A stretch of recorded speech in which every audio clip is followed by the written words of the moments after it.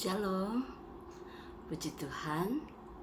Jumpa lagi dengan saya Mike dalam acara Kesejukan Bagi Jiwa.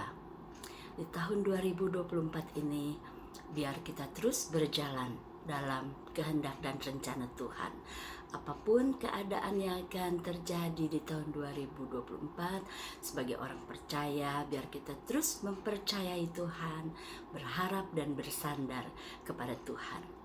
Saudara, seperti biasa saya akan bacakan sebuah kisah kehidupan di mana kisah itu bisa menginspirasi kita ya, menggugah, bisa menghibur, menguatkan, juga bisa memperkaya kehidupan kita di dalam Tuhan. Puji Tuhan saudara, mari kita berdoa. Bapa di surga, terima kasih buat kasih setiamu yang luar biasa dalam hidup kami. Tahun 2023 sudah kami lalui, dan kami percaya di tahun 2024 Tuhan juga selalu beserta dengan kami. Saat ini hamba akan membacakan sebuah kisah kehidupan, biar Engkau memberkati sehingga kisah ini juga bisa memperkaya kehidupan kami di dalam Tuhan, dan mengajar kami untuk terus mempercayai Tuhan dan melakukan yang baik yang Tuhan kehendaki dalam kehidupan kami. Terima kasih Tuhan. Kami menyerahkan semua ke dalam pimpinan-Mu. Di dalam nama Tuhan Yesus hamba berdoa dan mengucap syukur. Haleluya. Amin.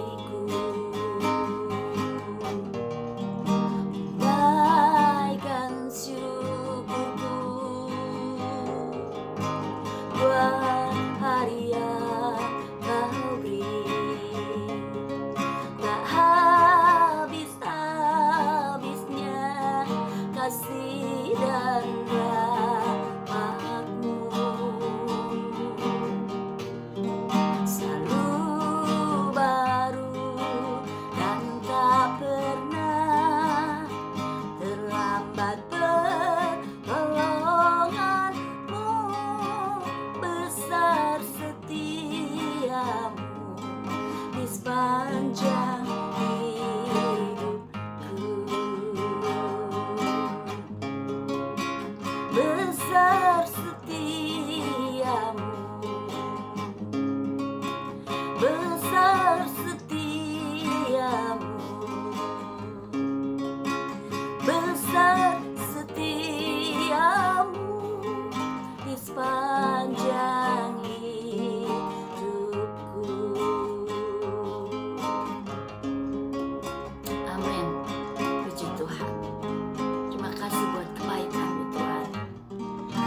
kasih buat kasih setiamu.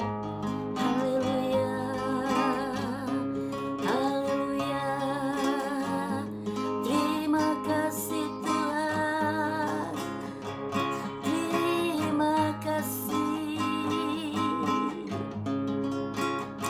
Engkau baik,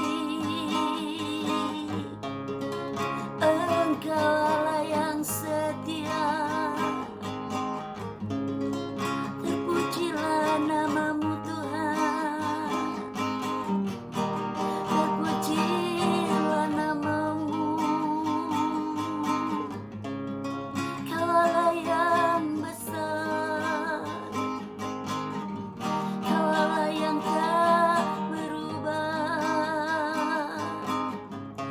dulu sekarang dan selamanya.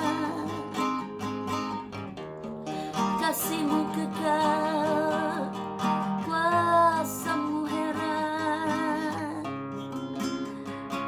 Glory, ku bersyukur, ku memuji namamu. Oh, haleluya. Terima kasih Tuhan. Haleluya, haleluya.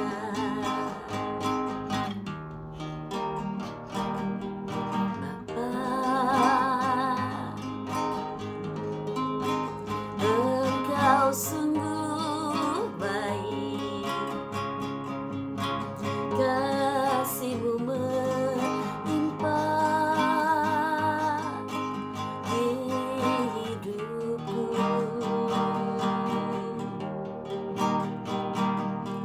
Bapa,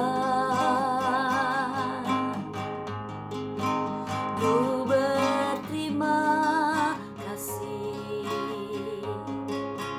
berkat-Mu hari ini yang Kau sediakan bagiku.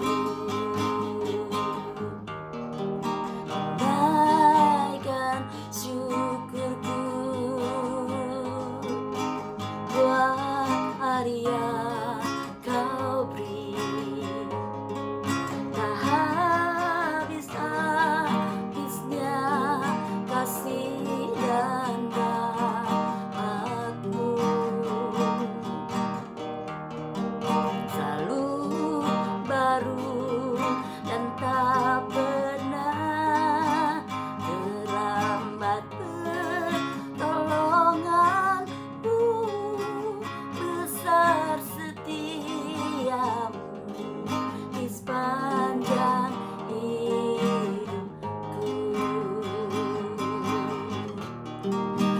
Naikkan syukurku buat hari yang Kau beri. Tak habis-habisnya kasih dan rahmat-Mu, selalu baru dan tak pernah terlambat. Pertolongan-Mu besar setiamu di sepanjang hidupku. Besar setiamu, besar setiamu, besar setiamu di sepanjang hidupku. Haleluya, terima kasih Tuhan. Pujilah namamu.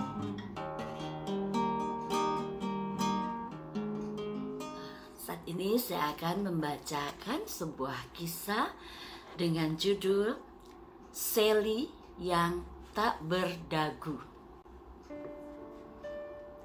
Ketika masih kecil, saya sangat ingin gigi saya dirapikan dengan kawat gigi. Ketika saya membujuk ayah agar mau memeriksakan saya ke dokter gigi, ia memberi reaksi yang sangat tegas. Ayah tidak dapat membiayai dokter gigi sekaligus kuliah untuk kalian semua. Saya adalah anak sulung dari 6 bersaudara. Kamu dapat memilih salah satu, kuliah atau merapikan gigi. Saya bukan orang bodoh, karenanya saya memilih pendidikan. Namun, setelah lulus kuliah dan bekerja, saya pergi ke dokter gigi dan memasang kawat gigi. Selanjutnya, saya mengajar matematika dan ilmu pengetahuan alam di kelas 1 dan 2 SMP. Pada hari pertama sekolah, kami mendapati bahwa murid-murid dan saya memiliki satu persamaan, yakni sebagian besar dari kami memakai kawat gigi. Hal ini membuat saya menjadi sangat populer di antara anak-anak yang juga berkawat gigi.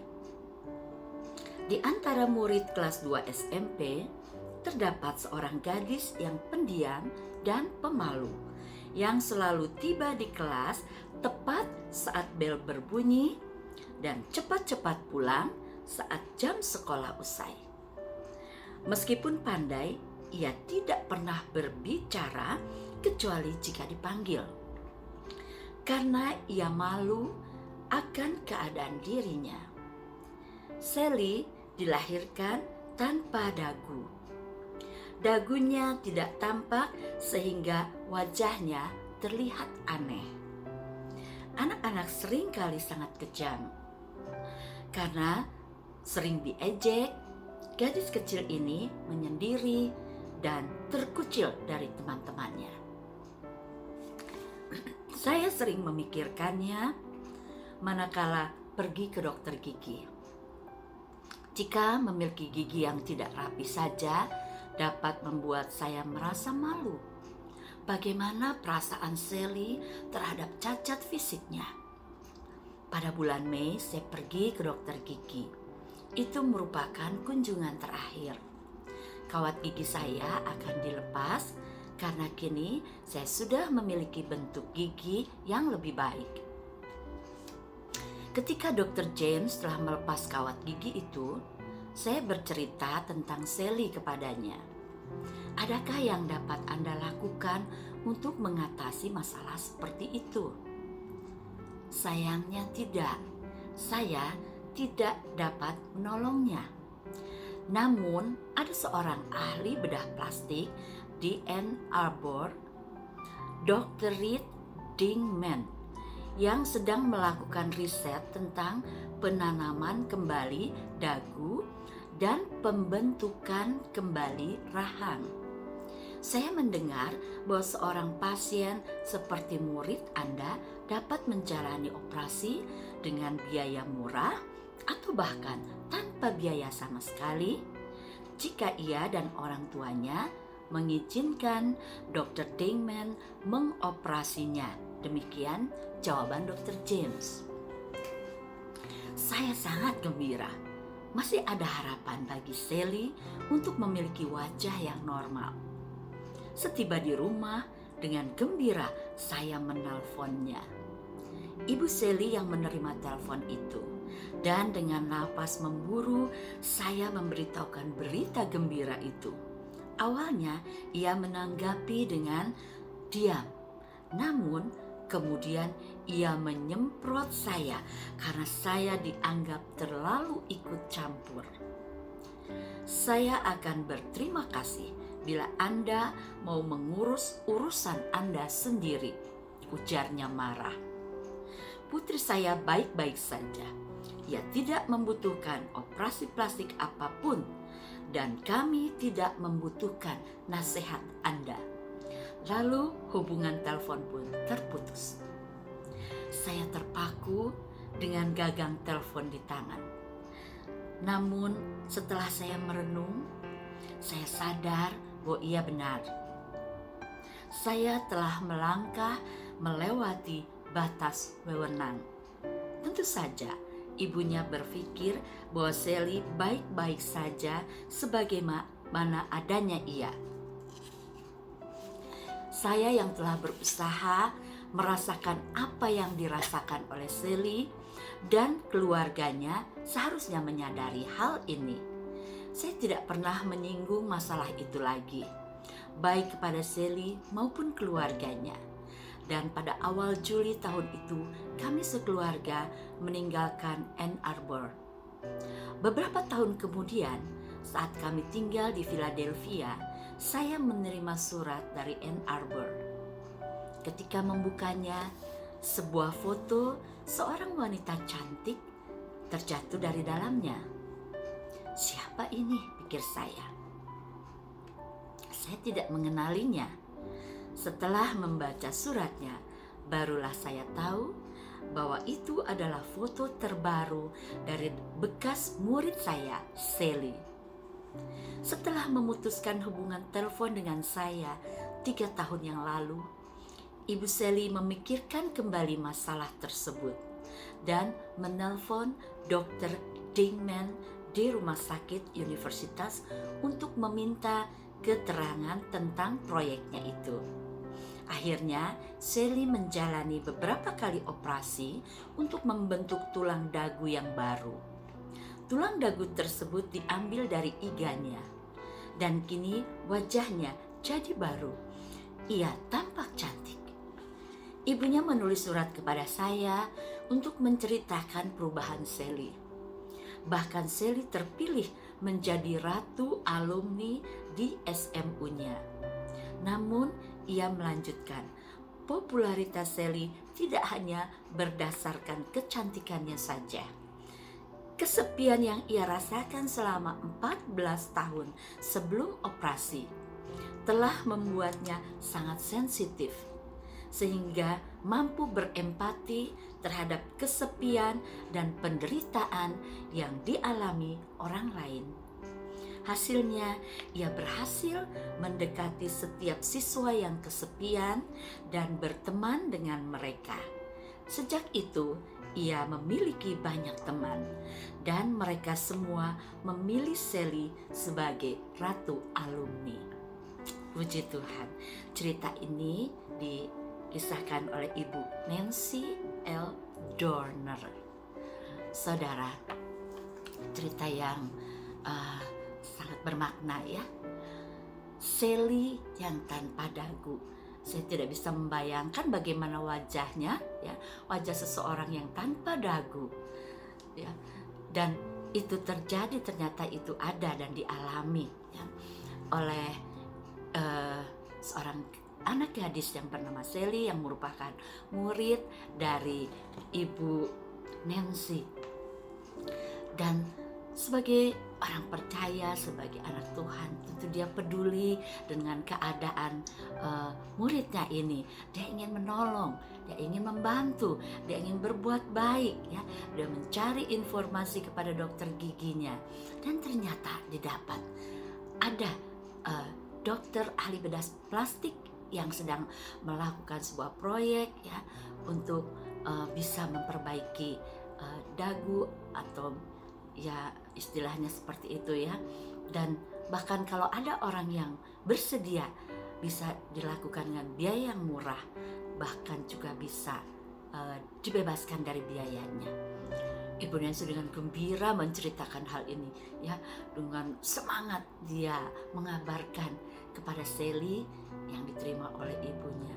Tapi saudara, ternyata responnya yang diterima bagaimana saudara ketika Ibu Nancy mengabarkan sesuatu kabar yang baik ya, yang bisa menolong muridnya Sally ya, atau ibu yang terima telepon ini bisa anaknya itu tertolong. Tetapi di luar dugaan responnya malah justru Ibu Nancy disemprot ya. Ibu dari Sally ini malah marah, bahkan dituduh Ibu Nancy terlalu jauh mencampuri urusan keluarga mereka. Itulah saudara, ketika kita mau melakukan yang baik, belum tentu juga orang senang, belum tentu juga orang bisa menerima ya. Bahkan bisa kita diperlakukan dengan tidak baik ya. Mereka marah, mereka mungkin menuduh kita untuk hal yang tidak baik. Tetapi biar kita mau tetap belajar sebagai orang percaya, sebagai pengikut Kristus, untuk apapun yang bisa kita lakukan ya, yang baik yang bisa kita lakukan, yang bisa menjadi berkat buat orang lain, lakukan saja. Walaupun mungkin kadang kita menerima hal yang tidak baik, tetapi satu hal kita percaya, kebaikan yang kita lakukan dengan tulus pasti akan membuahkan hasil yang baik juga ya. Dan firman Tuhan juga ada berkata, ketika kita tahu melakukan yang baik, tapi kita tidak melakukannya, itu adalah dosa. Ya, mungkin pun konsekuensinya mungkin ada seperti yang dialami oleh Ibu Nancy tadi. Tapi tetaplah belajar terus berbuat baik, melakukan kebaikan, berempati dengan orang-orang yang membutuhkan. Ya, pada saatnya Tuhan akan bekerja dan mendatangkan kebaikan bagi setiap kita.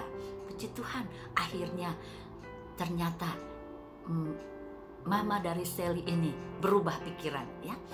Sally akhirnya dioperasi ya, dan menjadi seorang gadis yang cantik. Ketika dia dikirimi fotonya ya, sampai dia tidak mengenali bekas muridnya ini. Satu hal yang luar biasa. Dulu Sally yang pendiam, mungkin dia malu, tertekan dengan kondisi wajahnya yang cacat ya. Tapi setelah dia dioperasi, dia mendapatkan satu wajah yang cantik. Dia berubah, bukan sombong, bukan berubah hal yang tidak baik, tetapi justru dia bisa berempati dengan yang lain. Bahkan dia bisa disenangi oleh teman-temannya yang lain, karena dia dulu mungkin dia merasakan ya, ketika dia mengalami sendiri bagaimana tidak enaknya terkucil, dia bisa menjadi sahabat bagi setiap teman-temannya. Puji Tuhan, dia berubah dan dia bisa berbagi kebaikan kepada yang lain. Inilah yang diharapkan dari setiap anak-anak Tuhan. Mari saudara, lakukan kebaikan apapun konsekuensinya. Kita percaya kalau kita melakukan yang baik, kita melakukan firman Tuhan, dan pasti akan mendatangkan kebaikan ya. Dan melalui semuanya itu, saya percaya selain banyak orang diberkati, juga Tuhan dimuliakan. Mari jalani tahun 2024 dengan melakukan yang baik, tetap setia, percaya, dan terus andalkan Tuhan. Terpujilah Tuhan. Mari kita berdoa saudara. Tuhan Yesus, terima kasih buat kisah yang sudah kami dengar mengenai Sally yang tak berdagu. Sungguh luar biasa Tuhan, kasih Tuhan terhadap anak-anak-Mu yang mengalami hal-hal yang tidak baik. Ketika orang percaya, anak Tuhan mau berempati, mau melakukan yang baik, pasti ada pertolongan, pasti ada jalan, dan pasti ada hal-hal yang baik yang bisa dirasakan oleh orang lain. Ajar kami sebagai anak-anak Tuhan, sebagai orang percaya, untuk bisa melakukan kebaikan sebagaimana yang firman Tuhan perintahkan. Dan biar itu semua menjadi kemuliaan bagi Tuhan, menjadi hormat bagi nama Tuhan, dan akan memberkati banyak orang. Terpujilah Tuhan, biar melalui hidup kami, orang-orang lain menerima berkat Tuhan. Di dalam nama Tuhan Yesus hamba berdoa dan mengucap syukur. Kiranya Engkau memberkati seluruh pendengar di YouTube ini yang mendengar tentang kesejukan bagi jiwa. Biar mereka diberkati dan terus ditambah-tambahkan yang baik dalam kehidupan mereka. Dan kami bisa alami kehidupan yang berkemenangan di dalam Tuhan, mengalami kehidupan yang berarti di dalam Tuhan. Segala hormat kemuliaan bagi Tuhan. Di dalam nama Tuhan Yesus hamba berdoa. Haleluya, amin. Puji Tuhan saudara. Terima kasih buat perhatian saudara. Biar tetap terus saudara bisa mendukung acara kesejukan bagi jiwa ini dengan like, subscribe, dan share, sehingga lebih banyak orang yang bisa mendengar tentang kisah-kisah yang luar biasa. Dan Tuhan Yesus dimuliakan, kita menjadi berkat. Pujilah Tuhan. Shalom, sampai jumpa di kesempatan mendatang. Tuhan Yesus memberkati.